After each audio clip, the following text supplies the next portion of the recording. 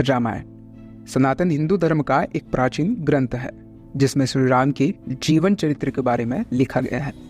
आज के समय में कई ऐसे टीवी शोज हैं जो इन प्राचीन कथाओं को और भगवान की लीलाओं को अपने से ही एक मनगढ़ंत कहानी के रूप में टीवी में पेश कर देते हैं, जो कि असल ग्रंथों की कथाओं से बिल्कुल विपरीत होता है। और ऐसे में इसका बुरा प्रभाव उन बच्चों पर और उन युवाओं पर पड़ता है जो अभी हमारे भगवान और हिंदू देवी देवताओं के बारे में जानना शुरू कर रहे होते हैं। उन्हें लगता है कि जो इस टीवी शो में बताया जा रहा है वही कहानियाँ सत्य हैं और ऐसी ही घटित हुई होगी, पर असल में जो हमारे हिंदू वेद पुराण और ग्रंथों में लिखा गया है वो इन बातों से अनजान रह जाते हैं। आपने कभी नोटिस किया है कि टीवी शो में जिन रामायण की कहानियों को बताया जाता है उसमें बहुत डिफरेंस होता है। मतलब रामायण की कथा एक है जो कि मूल रामायण में लिखा गया है, तो हर टीवी शो में रामायण की अलग अलग कहानियाँ कैसे हो सकती हैं? आज हम इस वीडियो में रामायण के कुछ हिडन ट्रुथ के बारे में जानेंगे जो कि टीवी शो में अलग और गलत बताए गए हैं, जिनमें से सबसे बड़ा झूठ रावण की नाभि में अमृत कुंड के होने का है। मित्रों, रामायण की रचना महर्षि वाल्मीकि जी ने किया था और आज पूरे विश्व में हजारों भाषाओं में रामायण का अनुवाद हो चुका है। रामायण की पूरी कथा के अनुसार भगवान श्री राम जी अयोध्या के राजकुमार थे जिन्हें अपने पिता का वचन का पालन करने के लिए वनवास जाना पड़ा था, जहां राक्षस रावण उनकी पत्नी का हरण कर लेता है और भगवान श्री राम जी रावण का वध करके अपनी पत्नी यानी कि माता सीता को मुक्त करके अयोध्या वापस आ जाते हैं। रामायण की मूल कथा सारे विश्व में एक ही है, लेकिन इस कथा के चरित्रों में समय के अनुसार बहुत सारे भेद हो गए हैं। राम कथा में कई अन्य कथाओं को जोड़ा भी गया है, जिस वजह से लोक मान्यताओं और ग्रंथों में असल राम कथा को लेकर बहुत सारी गलतफहमियां उत्पन्न हो गई है। वाल्मीकि रामायण भगवान श्री राम जी के जीवन काल में ही लिखी गई थी। इसके बाद महाभारत ग्रंथ में श्री राम जी की कथा वन पर्व के रामोपाख्यान अध्याय में मिलती है।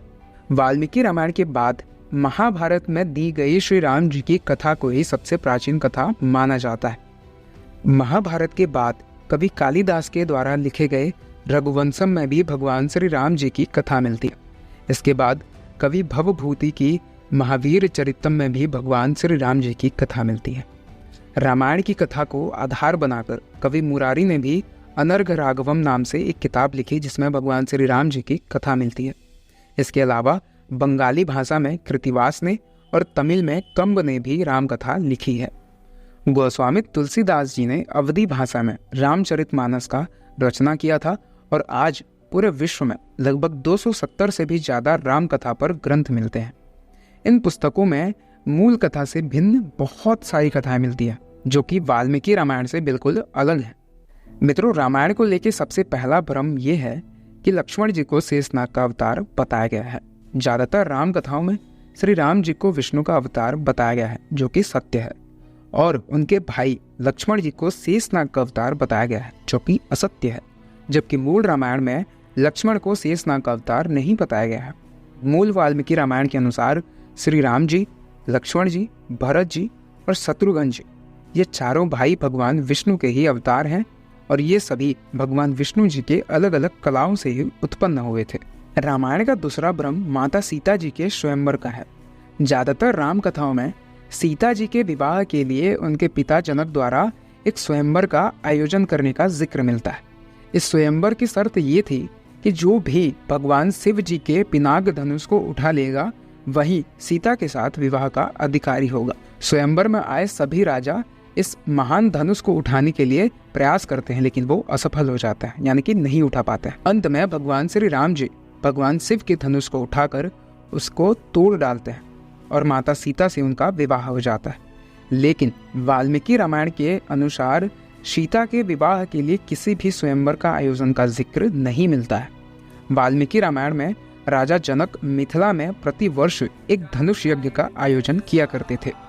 एक बार विश्वामित्र जी उसी धनुष यज्ञ को दिखाने के लिए भगवान श्री राम जी और उनके भाई लक्ष्मण जी को मिथिला ले जाते हैं। वहां विश्वामित्र जी के आग्रह पर श्री राम जी उस पिनाक धनुष को उठा लेते हैं और उसमें प्रत्यंचा चढ़ा देते हैं, जबकि वो टूट जाता है और जनक जी अपनी प्रतिज्ञा के अनुसार भगवान श्री राम जी से जानकी जी का विवाह कर देते हैं। इसका प्रमाण हमें वाल्मीकि रामायण बाल कांड सर्ग 66 श्लोक 14 में मिलता है।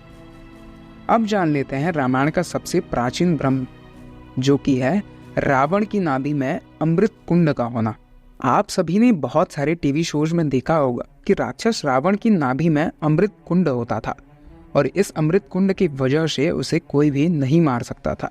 जब भगवान श्री राम जी भी रावण को मारने का प्रयास करते थे तो वो बार बार असफल हो जाते थे। आखिरी में विभीषण जी श्री राम जी को रावण की नाभि में बाण मारने का आग्रह करते हैं। नाभि विवर के मूल का अमृत सुखा दीजिए। तब भगवान श्री राम जी भी रावण की नाभि में बाण मारते हैं और रावण के नाभि में से अमृत कलश सूख जाता है और रावण का वध हो जाता है। परंतु वाल्मीकि रामायण में रावण की नाभि में अमृत होने का कोई भी जिक्र नहीं मिलता है। वाल्मीकि रामायण के अनुसार युद्ध के दौरान देवराज इंद्र के सारथी मातली भगवान श्री राम से रावण के ऊपर सूर्यदेव के द्वारा दिया हुआ ब्रह्मास्त्र चलाने का आग्रह करते हैं। तब भगवान श्री रामचंद्र जी सूर्यदेव के लिए हुए ब्रह्मास्त्र से रावण का वध कर देते हैं। यही है रामायण की असली कथा, जो कि मूल श्रीमद् वाल्मीकि रामायण में लिखा हुआ है।